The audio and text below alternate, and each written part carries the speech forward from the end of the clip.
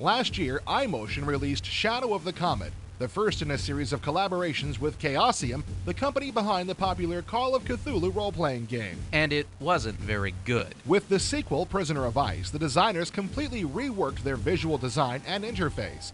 The backgrounds are hand-drawn by a famous French comic book artist. The three-dimensional characters move very naturally thanks to a motion capture system. And you can play in VGA or SVGA. And you know what? It still isn't very good.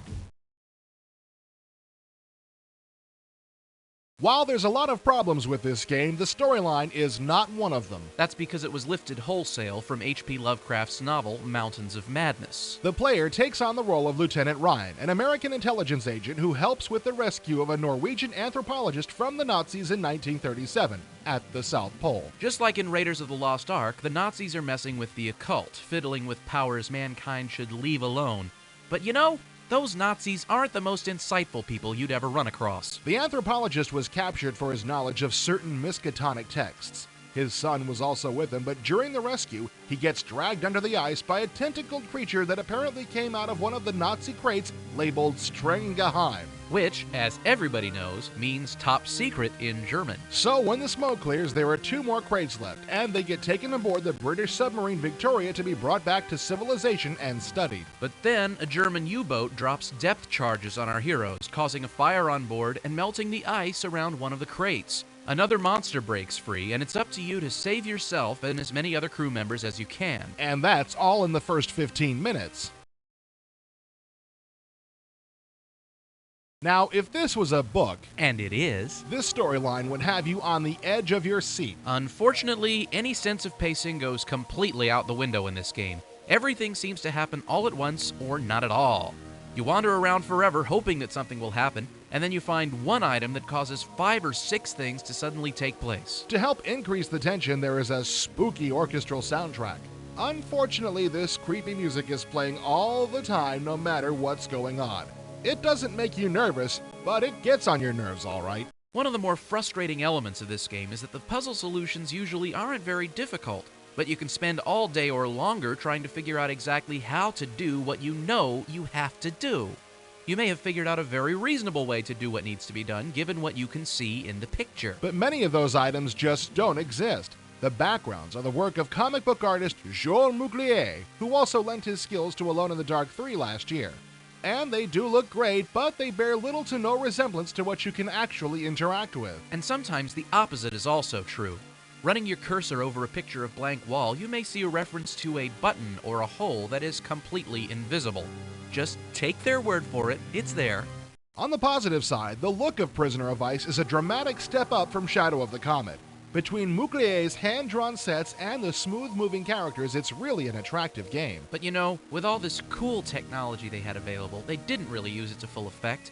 There are some scenes that could have been really horrifying, that come close to laughable just because no one invested the time. You mean when the monster eats somebody, right? You got it. The monster grabs a character with his tentacle and nope, down he goes in under 2 seconds. No struggling, no chewing, no bulgy stomach afterwards, just one gone character. This is no great crime on the designer's part, but if you're going for a frightening game, why stop so short? In addition to being a good-looking piece of work, Prisoner also has some really good voice acting in it. This is a surprising rarity in the field, but there really aren't any noticeably inept performers in the game. Yeah, and that's particularly surprising when you consider that this was originally a French game. That kind of translation doesn't usually come across very well. Well, in particular, Cocktail Vision has a bad habit of hiring English-speaking actors that sound like Speed Racer refugees. In any case, the dialogue sounds quite natural, and the sound effects were also very well done. Even the background music was better than average, except for the fact that it never went away and always sounded like Jason was hiding in the bushes. You can save your game at any point in the game, but there's also an autosave feature that kicks in whenever there's a serious possibility of your getting killed. This is especially important since the rules change drastically on you at these points. Usually it doesn't really matter in what order or at what speed you do things, but for about 30 seconds to a minute, suddenly everything is time critical, and you have to do things in the right order or you die. The autosave is a really good idea. Unfortunately, during those crucial moments, the program is accessing the CD like gangbusters because almost none of the program gets put on your hard drive. Unless you have a really gonzo system, everything's going to come to a complete standstill for a few seconds, and that does nothing for the suspense level, I can tell you. You know, maybe we're being too hard on this game. It's almost an impossible task to make a computer game effectively scary. Whenever you throw interactivity into a story, you screw up the pacing. Well, it's true that there are not a lot of great horror games, and there are a fair number of lousy ones.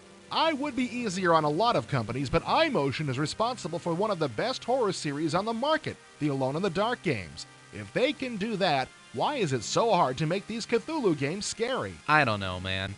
But one thing is for sure. While Prisoner of Ice is a valiant effort from the Armadillo team, it is just not going to satisfy fans of Lovecraft or of the Call of Cthulhu game. Or of the Alone in the Dark series, or even adventure games in general. So who is it gonna satisfy? Folks who like to look at pretty pictures? Pretty scary pictures. Right.